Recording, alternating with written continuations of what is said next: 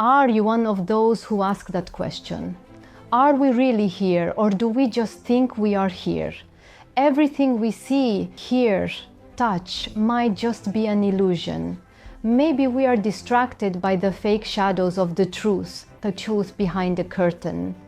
Like watching a shadow theater called Hatzivat and Karager's modern science, ancient knowledge, philosophy, they all lead to the same conclusion actually. Is what you think the same as what you see? Is what seems real the same as the truth? If we are in a simulation, is it possible to wake up? Come on, let's try to draw back this curtain together.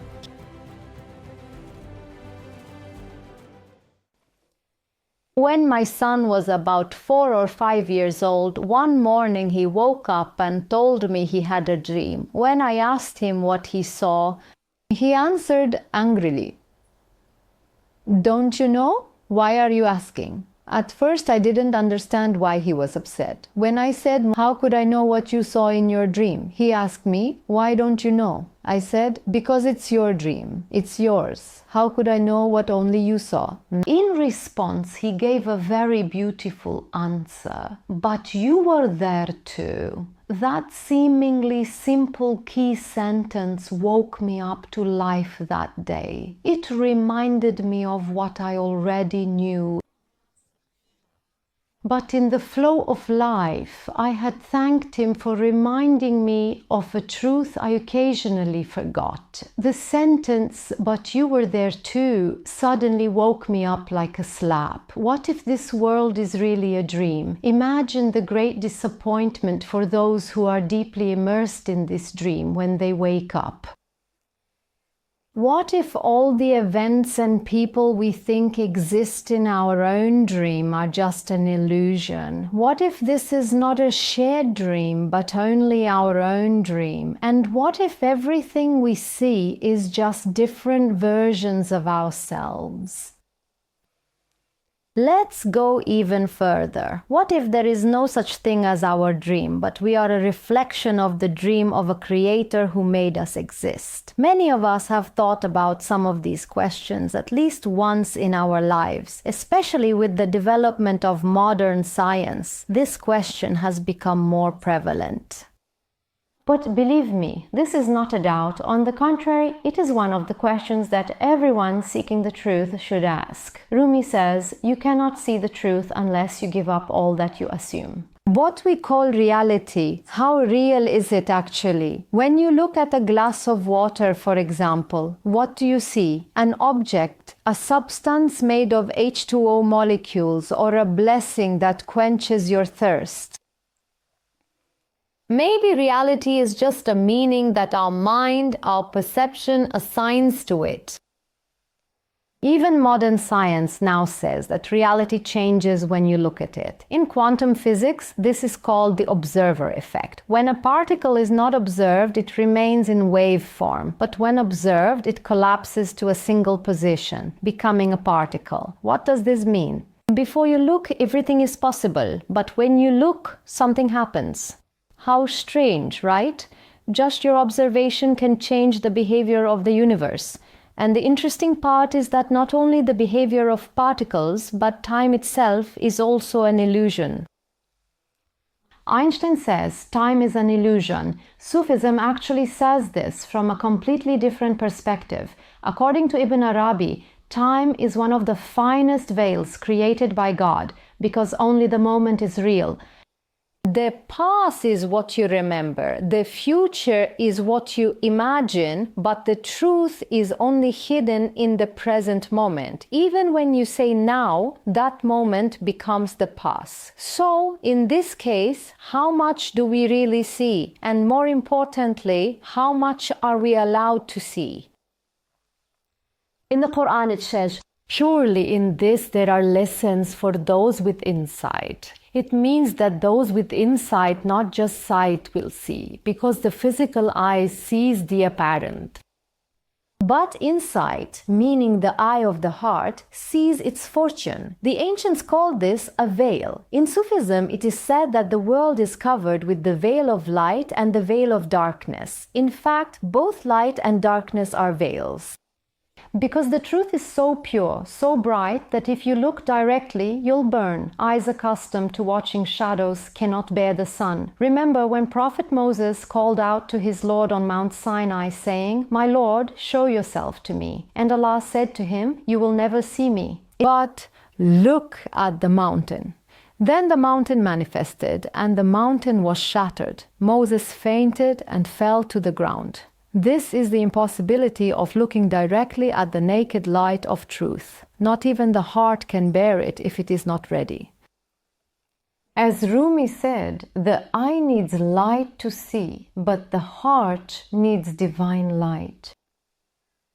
Light descends into only one heart. If the veil is lifted, of course. That's why when Hallaj Mansur said, "I am the truth," everyone thought he was mad. In fact, he had merely torn the veil. He had seen the truth and had reached a point where he could no longer remain silent.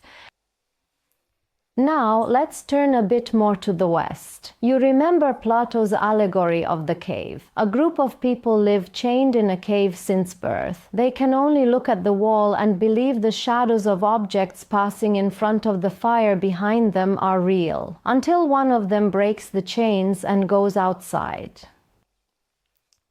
When a person sees the true reality, they can no longer be silenced. In the new era we are living in, we have given this idea a brand new name: simulation, illusion, or matrix. Many scientists are now saying it out loud. An intelligence capable of producing conscious beings can also create billions of simulations. If this is possible, the likelihood that we are currently in one of these simulations rather than the real world is very high. But why should this scare us?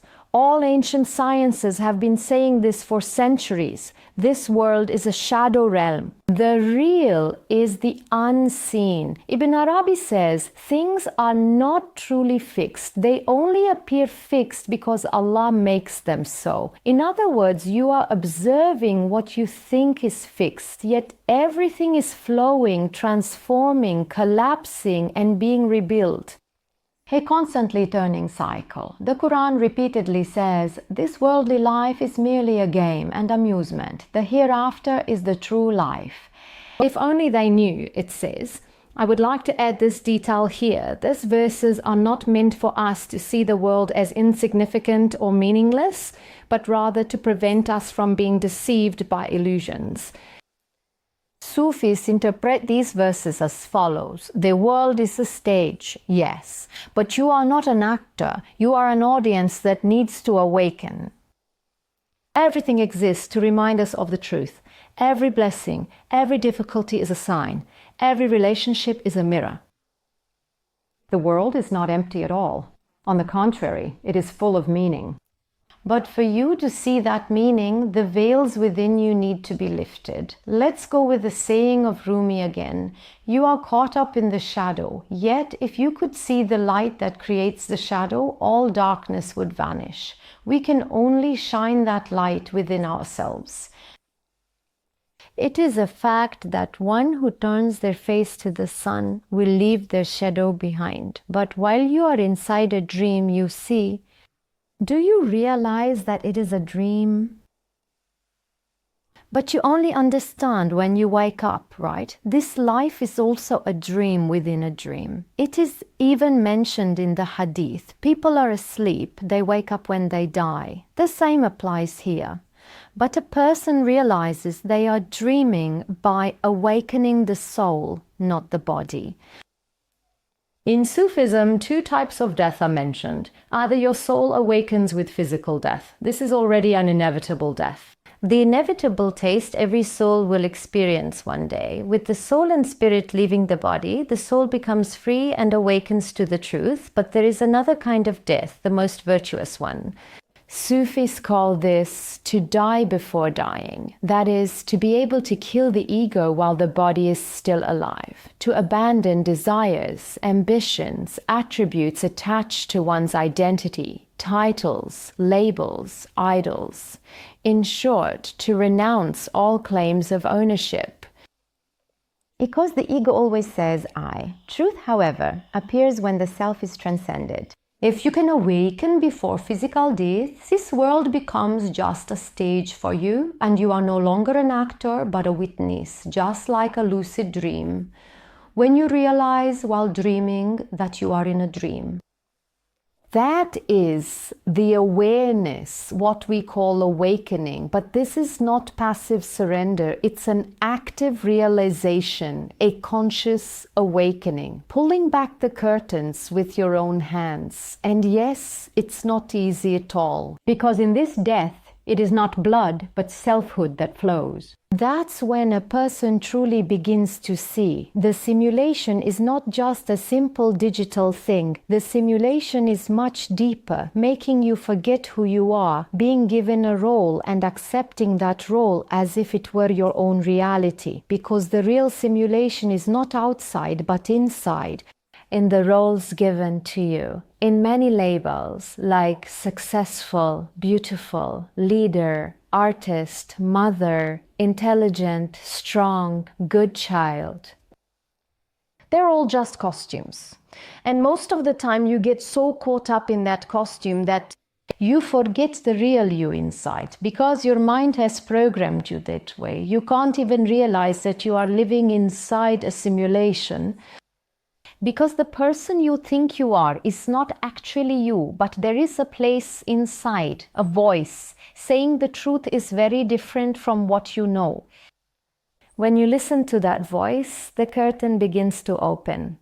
This voice does not speak loudly as you initially thought. Neither its words are clear, nor its tone distinct, because it comes not from the mind, but from the heart. The mind shouts, the heart whispers. But if the heart is covered with rust, that voice is never heard. First, one must cleanse the heart. As it is said in the Quran, they have hearts but do not understand with them. They have ears but do not hear. That voice is always there, but it speaks when you are ready to hear it. Of course, the time and conditions for all of us to hear, see, and notice are different. When something breaks inside you, when an order is disrupted, when your assumptions are shattered, when what you have doesn't satisfy you, when you feel an emptiness even amidst your greatest successes, when you choose to cry, when you should be happy, that's when the voice inside begins. This is not you. This is not what I'm looking for. There is something deeper. Remember, find me. Rumi says that silence has a sound, but a heart is needed to hear it. To hear that sound, one must first withdraw from the external noise. We hear it not in crowds, but in our solitude, in our silence. We notice it not in chaos, but in silence. The key that opens that door. Sometimes it is a loss, a pain, a longing, love, a disappointment. This voice sometimes comes with a dream. Sometimes it echoes in a sentence you hear or read. Sometimes it is hidden in a picture or in the face of a stranger you encounter. But it comes most often at a moment only you will hear, because it is your essence, because truth is remembered from within, not from outside. It whispers in your ear like a poem, just as it whispered to Yunus Emre. Knowledge is knowing knowledge. Knowledge is knowing yourself. You do not know yourself. What kind of reading is this? Maybe everything you've heard, read, seen, and experienced for years was a reminder calling you back to yourself. The moment you start to hear it is when you begin to awaken. The dream of the one who follows that voice unravels, the shadows disperse, and they realize what it means to look at the truth for the first time. Because the true self sees its own essence. The verse says, we created man in our own image, because the truth is folded within you. In other words, what is within you is a much greater secret. And this secret is at your very center, in your heart. What does the Quran say? I am closer to you than your jugular vein. So, beyond everything you think is you, It's in your heart, because this journey is about finding what is closest to yourself, a journey from yourself to yourself. If you notice the game, in the end, the game will be broken. You start to say, the king is naked. You are now willing to sacrifice the comfort of the lies you believed in for the sake of the naked truth, just like that child in the tale. When everyone is silent, the only thing left is the heart that says the king is naked. With that sentence, a whole illusion collapsed. Here, the person who realizes and awakens can no longer remain silent. Despite all the truth, it is still a matter of choice. The only sincere question you need to ask yourself is, do I really want to awaken?